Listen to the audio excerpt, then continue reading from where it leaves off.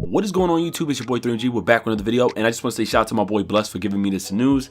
And supposedly this is actually confirmed by PlayStation Universe alongside other sources that Destiny 2 Forge of Hope, which is the new name, is supposedly launching this year alongside with the PS4, PS4 Pro, Xbox One, and PC.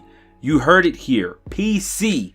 I don't know now if I can take this news seriously, take this with a grain of salt, because we know Destiny 1, or the first Destiny, was not released on the PC, so I guess they're trying to push this game on the PC, who knows.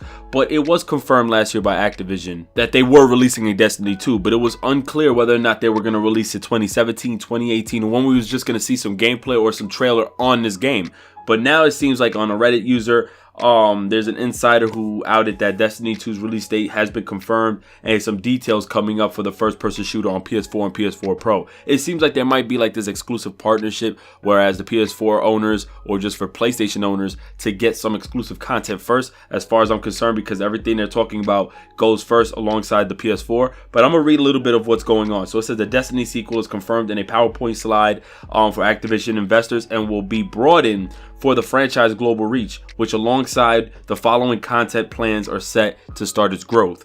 Now it says the original story, Destiny 2 Forge of Hope, will be released on the PlayStation 4, PS4 Pro, Xbox One, and PC in Q4 2017. Most likely it might get delayed. I'm not gonna lie to you guys. It most likely get delayed because we haven't seen anything. Now, mind you, if the game is releasing this year and we see a trailer within now to E3, I have no problem. Why? Because it just proves that now there's developers and studios trying to not overhype us, where we receive a trailer 2 years ago and then we don't see anything, up until I guess a year or two later. So if that's the case, I don't mind at all. The game will be releasing between November 4th to November 18th, which I don't know about that either, because remember, Call of Duty normally comes around that time, so I don't know if they're setting themselves up. I mean, Destiny should have a release date which is far away from Call of Duty because of what happened with Destiny 1. For those who are not aware, Destiny 1, I was so hype about that. It was one of the games I was anticipating for the PS4 and Xbox One when I first jumped on, and it ended up disappointing me because of the lack of content. How it wasn't the fact that it was repetitive, because the multiplayer part of it was awesome, including the story that they had and just some of the missions that they had, but it was just the reward system was terrible to me. The game got a little bit bland and boring, and it was up until they started releasing DLC and all these updates that the game started getting better and better. But unfortunately it was a little bit too late and I could have cared less about the game. And there's no say whether or not this game will be releasing on the Xbox One Scorpio. There's no actual announcement on that as well. Now they're saying that the story takes place a little bit after Taken King, which is Cabal invading the tower and Guardians battling for an effort to rescue the last city from invading forces. And it says along the way we'll apparently discover Queen Mara's sob story and the intentions behind the Exo race stranger. Now, I don't know how much in depth you guys really enjoyed the story. Me personally, as long as I was playing with friends and it was co-op, I didn't mind at all. Destiny was something special. I'll be honest with you. Destiny is a game that just had its potential to become something so big. And it actually is still big. It's being played a lot by millions of users. But I think where it went down was just that one gap where they just wasn't updating us with anything. Because games like this, where they try to play that MMO or where they try to play that online experience, you need to consistently or constantly drop content. You need to always be up there with content. You need to always freshen the library of content in this game. And I think there was a gap where they weren't doing it. Then they tried to pull some shady practices where they were charging people for, I think, this expansion, when they specifically told others that if you did pre-order the deluxe edition, you was going to get it for half the price. It was a bunch of things going on. One of the hugest problems for me, in my opinion, was something that was rumored, but supposedly it's been confirmed, that from this article, it says, sadly, however, the insider reports that Destiny characters won't transfer over to the sequel, although Destiny 2 is said to boast a much more comprehensive character creation system featuring additional options such as tattoos and more. Now that's awesome, but I think honestly, for those who were grinding, and I'm talking about, remember, some of the raids took longer than at least 30 hours to complete, and that's something that I thought was great about Destiny. It offered you raids and all these other modes that offered you endless hours of content that you can go back and complete.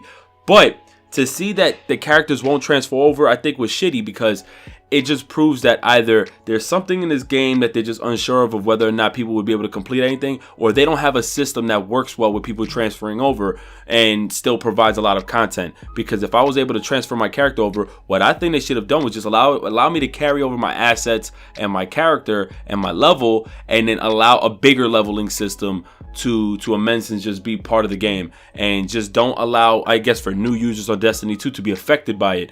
But for someone who grinded, I'm talking about thousands of hours, there's people who put in thousands of hours, to then simply just be hit with this, oh, Destiny 2's coming out, when, I mean, Taken King is still relatively new. It's still one of the freshest expansions or DLCs that dropped.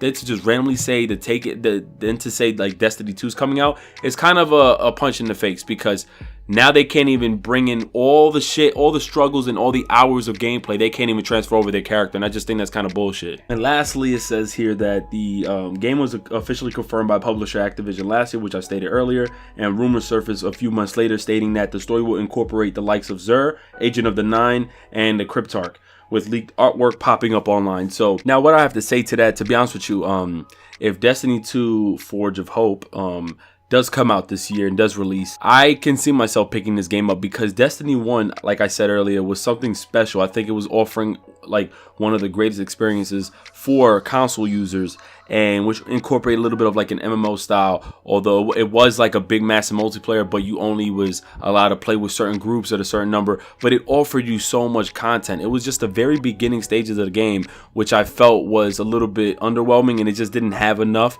to keep me playing, as well as some of the player base. But along the lines of this game's life cycle, it actually grew more because of the DLC they started to drop. You know, I was very upset with the way the weapons were handled when you unlocked. For example, as you leveled up, some of the weapons looked the same. It just had like a different name to it, and there was nothing unique about it. You didn't have this certain gear. You couldn't identify yourself as someone unique. You hadn't you get to choose a specific faction, but as the game progressed, your character played much of a bigger role. And I think that's where Destiny took off, because my boy Prophecy plays that game. He played that game for hundreds of hours, shit, maybe even thousands, and there was many people playing this game for hours. And I feel like if they know what's now the key to bring Destiny up there, they're gonna bring it with Destiny 2. And one of the problems that I will have is if they launch this game how they launched the first one. And I think that's going to be actually the worst mindset, the worst strategy ever. You need to make sure you drop this game with enough content, whereas everyone got tired of the game so fast. I'll tell you this much: customization is going to play such a huge role in this game, as well as just the missions, the raids. If they offer you raids, if they offer a bigger form of the faction which you support, if they bring in the Xur every weekend, like there's so much that they have to bring into the game and offer you guys at the beginning, and offer us actually in the beginning, that's going to keep us playing, because it was missing so much in the beginning. And to be honest with you, the reason why I'm still not playing it now is because I was already over it, and I was already pissed off, and just the stress of playing Destiny, I was already bored. And I'm still willing to try out the game if they're able to execute on, I'm talking about weapons, customization, story, replay value, which Destiny actually does have replay value. I can see it when people live stream, when people make content, when they drop new items and new DLC or new content, new updates. You need to make sure that your day one has enough content to sustain such a fan base that even when you drop expansions or whatnot, the game feels refreshing. And it can't be where you guys miss months and months of content and then you just randomly drop something. And in my opinion, I think it's still shady that the Taken King came out less than a year, I guess, or a year ago, and now you're ready to just drop Destiny 2. So these hours of people grinding is really going to mean nothing, since you can't carry the character over. Now, with that being said, all I have to ask is, what do they need to do to get a lot of you Destiny fans on board with this game, as well as just bring back some of the old fans who were enjoying this game in the beginning? And what content and what would be the best move for Bungie to really execute and deliver us a fun experience? So drop that in the comments below. Who's interested, honestly, because I mean, personally, I'm gonna get it because I didn't think Destiny was a terrible game up until where it got kind of fucking dry. But I'm willing to still take my chances on this game. But yeah, it's your boy 3MG, and I'm out. Peace. Bands in my pocket, MasterCard color. Yeah, guess a nigga match that. I got the high score up in the gym. You know, nigga match that. Everything I do inside me.